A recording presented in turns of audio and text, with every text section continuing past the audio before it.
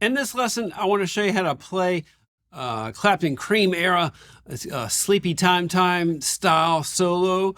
This is inspired from the Live at Winterland Cream show in 1968. It's an incredible live version. Of course, this is not a note per note, exactly like that, but I took a lot of inspiration from that and thought it was a really cool slow blues to learn. The live stuff that Cream did was so much more jam oriented and kind of a mixture of blues and rock. And this is kind of a slow blues type thing.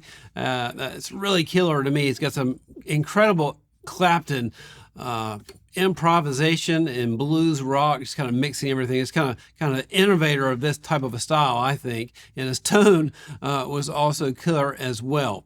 This solo is in the key of C. It's a 12-bar blues, got some breakdowns and stuff to make it a little bit more interesting. And I hear on that live version, they have a lot of breakdowns and stops and stuff like that, just to give it a different type of feel than just, a standard 12-bar blues. Anyway, I'm going to break the solo down into 9 separate licks. And let's go ahead and start off with lick number 1.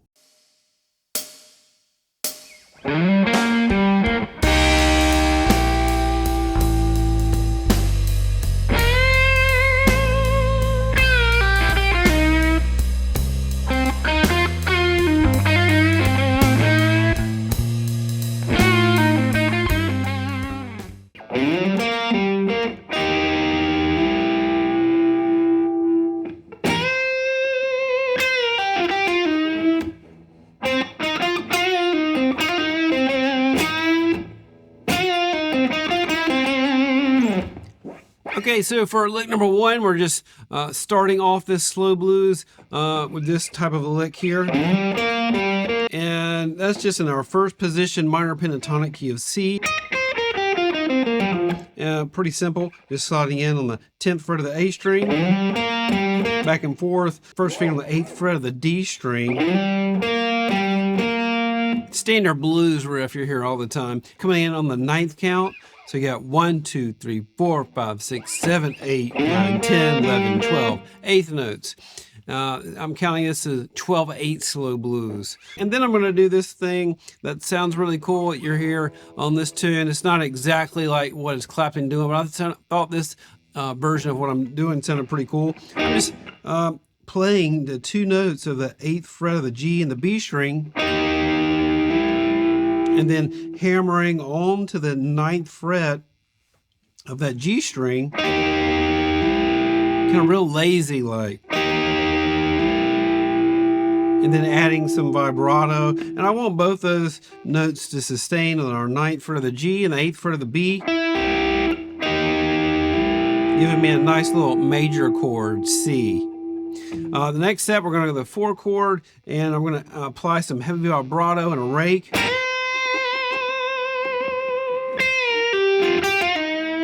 So we have something like that. So we're bending this, heavy vibrato. While it's bent up like that, you want to strike it while it's bent, release down and pull off the 8th fret of the B string. Then 10-8, pull off 10-8 real quick here on the G string. So again, slowly that little section, while you're vibratoing it, we're going to strike it while it's already bent up to pitch, our C note here, the 13th fret of the B string. Pull down, release, 10-8. Then this classic kind of Clapton thing where we're pulling off 10-8 and then slightly bend a little bit. I've been talking about that numerous times in these lessons. And then we're going to rest. The next lick we have this. So another classic kind of Clapton era from this time period. So 10-8, 10. We're going to play that kind of staccato. Now we have this, bend up and release to 8. That same thing, bend up, pull down and release to 8, and slightly bend the 8th fret of the G string. Now a hammer on pull off and slightly bend again that 8th fret of the G string. Now heavy vibrato on the 10th fret of the D string. Now we're going to add a small little rake and once again slightly bend that 8th fret of the G string. So pretty sweet little Clapton lick that's not terribly difficult to play, just getting a little nuances correct. The next step, we're going to rest for the first 3 counts, and then we have this. Another just kind of a variation on the previous lick that I just did. A little bit easier, just another 10th fret on the G string, bend up, pull down, release. If you haven't learned by now, it's just imperative that you get this down. Not just to learn how to play like Clapton, the 60s era, but any type of blues is going to do that type of thing. Bending up, but we're not bending up to the 12th fret. I'm basically bending up to almost the 11th, but not quite. Once again, that's one of those in-between notes, in between the minor third, major third, and in between the 4th and the flat 5 interval. Those 2 places sound cool to do in between notes. So we got, in between those notes.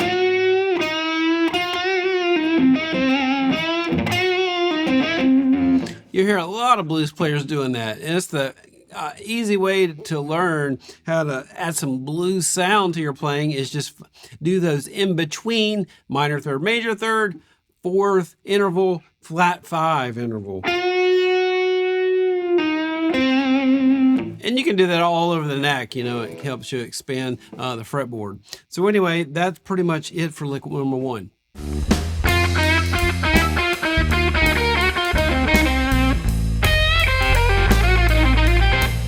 Okay, lick 2 sounds like this.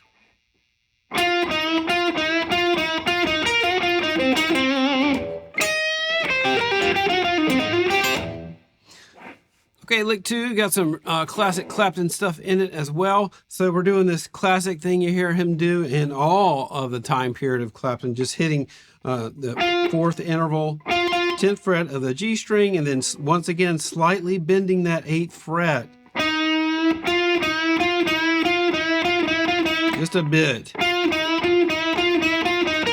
And then I'm going to hit this 11th fret, our flat 7 interval on the B string. And we're playing this kind of aggressive, Yeah, that's a pretty cool lick to me. 11 here with your 3rd finger, bend slightly with your 2nd finger. 8, 10. Now we have this really fast Cream era Clapton lick. I hear him doing a lot. I'm going to start with an upstroke, bend the 11th fret on the high E. Now bar 8th fret,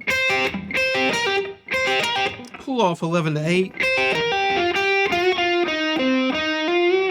And on that last part, we got, this thing, bar 8/8, pull off 10/8. Now that same bend up slightly, pull it down 8. Now we're gonna hit this 8 and then hammer on and then bend it up slightly. But it happens all in that one phrase. It's not. So you just hit, you hammer on and bend basically in about the same movement. You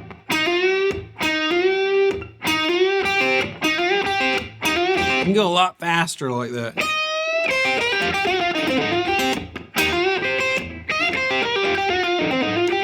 So slowly.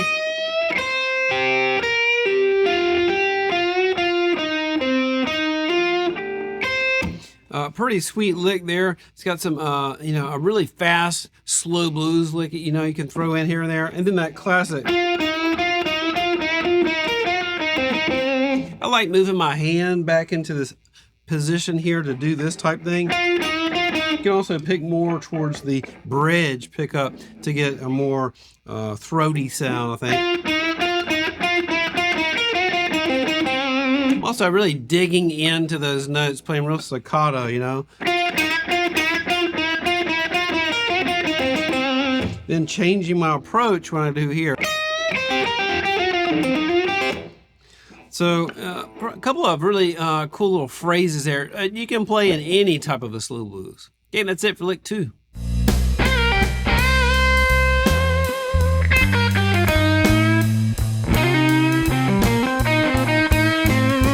Okay, lick 3 sounds like this.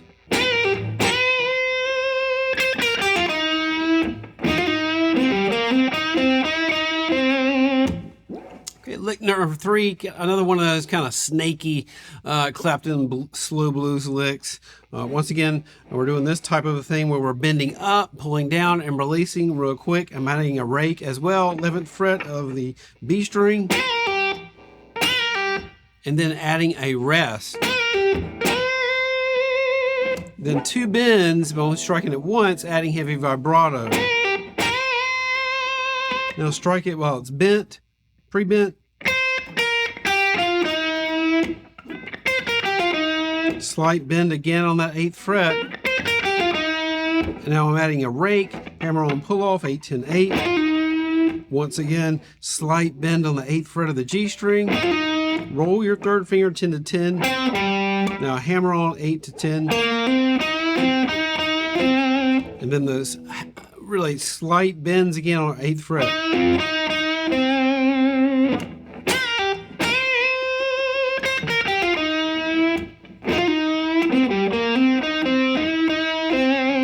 That's just a really fun lick to play over a slow blues if you want to add some Beano kind of inspiration.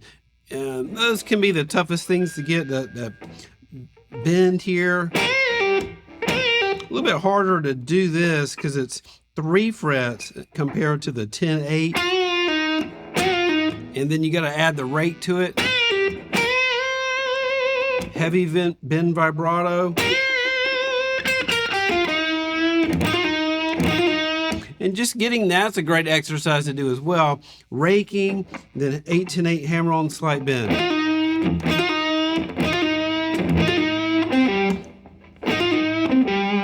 And then 10, 10, roll down, A, D. So a lot of cool little nuances that you can add to your slow blues playing. Okay, that's it for lick 3.